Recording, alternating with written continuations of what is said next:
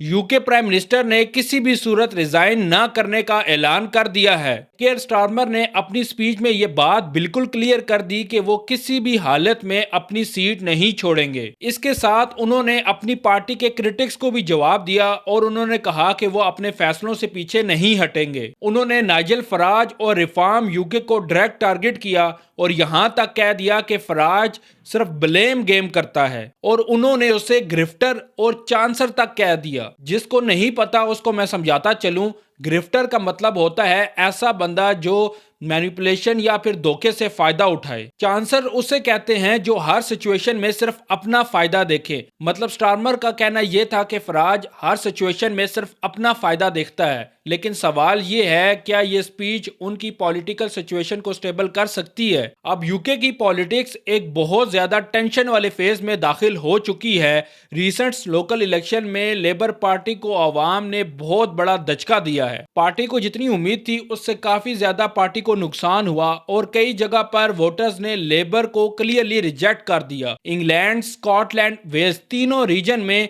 Labour की party की performance बहुत ज्यादा वीक थी और इसका सबसे ज्यादा फायदा नाइजल फराज की पार्टी रिफॉर्म यूके को मिला, जो अब तेजी से पॉपुलर हो रही है। इसी वजह से लेबर पार्टी के अंदर खुद लीडरशिप को लेकर सवालात उठ रहे हैं। रिपोर्ट्स के मुताबिक कुछ पार्टी मेंबर्स का मानना है कि यूके के हेल्थ सेक्रेटरी वेस स्ट्रेटिंग फ्यूचर में लीडरशिप को चैलेंज दे सकते हैं। वो एक स्ट्रॉन्ग और एम्बिशियस लीडर समझे जाते हैं। उनके सपोर्टर्स का मानना है कि वो फ्यूचर में पार्टी को एक नई डायरेक्शन में ले जा सकते हैं। दूसरी तरफ ग्रेटर मैनचेस्टर के मेयर एंडी बर्नहम भी लॉन्ग टर्म पॉलिटिकल कमबैक की तैयारी कर रहे हैं। वो चाहते हैं कि वो किसी भी बाय इलेक्शन के जरिए वापस पार्लियामेंट में आए ताकि फ्यूचर में लीडरशिप की रेस में डायरेक्ट हिस्सा ले सके। इस सब से एक बात बिल्कुल क्लियर होती जा रही है कि लेबर अब यूनाइटेड टीम नहीं रही, बल्कि अब उनके अंदर दरारें आ रही हैं। इस प्रेशर के बीच के स्टारमर ने अपनी स्पीच में अपनी पोजीशन को डिफेंड किया और उन्होंने कहा कि अगर वो अभी रिजाइन करते हैं तो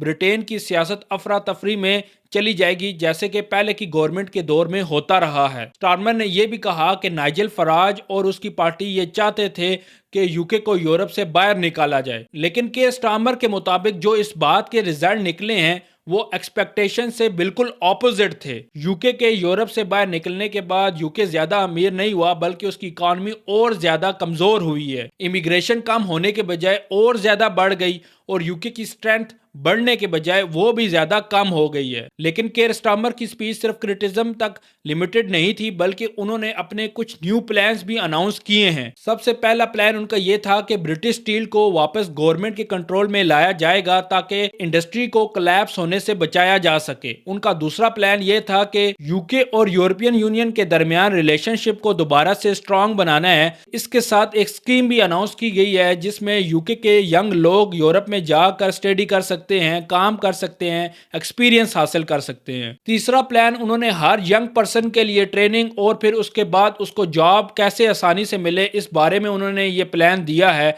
ये प्लान उन्होंने पहले भी एक दफा अनाउंस किया था, इसके बारे में हमने एक वीडियो भी बनाई थी। लेकिन इमिग्रेशन पॉलिसी के बारे में इन्होंने अपनी स्पीच में कोई क्लियर प्लान अनाउंस नहीं किया। अब सबसे बड़ा सवाल ये है कि ये तमाम प्लान और प्रॉमिसेस के स्टारमर को पॉलिटिकल तौर पर बचा सकेंगे या नहीं। अब यूके की सिचुएशन ये है कि इकॉनमी प्रेशर में है, महंगाई पहले से बहुत ज्यादा बढ़ गई है और लोगों का पॉलिटिक्स के ऊपर ट्रस्ट भी बहुत ज्यादा कम होता जा रहा है। इसी एनवायरनमेंट में रिफॉर्म यूके बहुत तेजी से ग्रो कर रही है और बाकी तमाम ट्रेडिशनल पार्टीज को बहुत ज्यादा चैलेंज कर रही है। अगर लेबर अपनी इंटरनल प्रॉब्लम्स को कंट्रोल नहीं कर सकती तो यूके की पॉलिटिक्स में एक बहुत बड़ा चेंज देखने को मिल सकता है, जो एक अनएक्सपेक्टेड होगा या फिर आप एक्सपेक्टेड भी कह लें। अब सबकी नजर इस बात पर है कि केयर स्टारमर अपनी लीडरशिप को बचा पाएगा या नहीं। आपका इस बारे में क्या ख्याल है, कमेंट सेक्शन में लाजमी बताइएगा। अगर आपको ये वीडियो पसंद आई हो, लाइक और शेयर करें और यूके से रिलेटेड ऑथेंटिक न्यूज़ सुनने के लिए हमारे चैनल एन डिजिटल को फॉलो कर लें। शुक्रिया।